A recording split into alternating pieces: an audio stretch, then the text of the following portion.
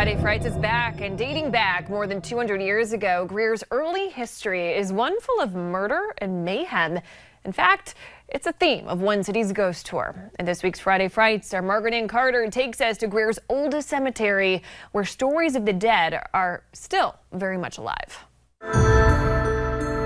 Along these tree lines, a young woman without a head in a white gown is seen, and there have been numerous reports of this, and most of those people report that they can hear her singing softly to herself.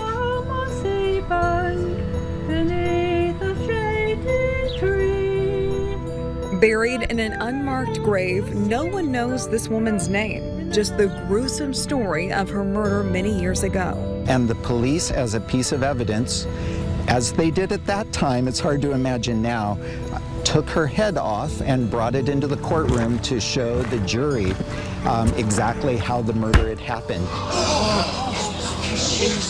She was buried without her head because it had been misplaced between the trial and the time of her burial. One of the many horrifying tales of those buried at Greer City Cemetery.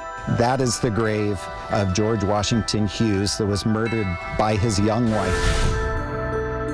David Lovegrove leads the town's ghost tours and has done extensive research on the cemetery. The cemetery is full of Greer's founders, many of its first mayors and earliest important citizens. One of those is Isham Mayfield, who was an early postmaster. Like many of the others, Isham Mayfield died a very mysterious death. His ghost story has been shared for decades. In the 1980s, our local newspaper did a series of stories in October about local ghost stories. And they interviewed a man who was quite elderly at that time, and he told them the story that when he was a teenager going to Greer High School, he and several of his friends challenged each other, dared each other to spend Halloween night in the cemetery. Each of the friends picked a burial plot and rolled out their sleeping bags. He had chosen this spot right here, Isham Mayfield, and in the middle of the night, he woke up, awakened by a sound by his head that he said sounded like a squirrel digging for nuts. And he looked over to see what it was, and to his horror, he saw ghostly hands trying to dig their way out of the ground. One night while leading a tour, Lovegrove experienced an unusual encounter of his own.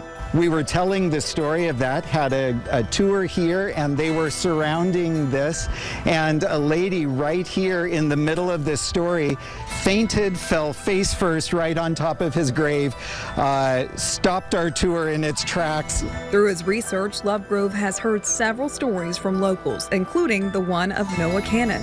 If you come out on a night of a full moon in the middle of the night, you'll see Noah Cannon come out of his grave, and you see the gravestones are broken and on the ground. He said Noah will put them back up on the base and then go back into his grave. And the next morning, they'll be back on the ground where they were originally.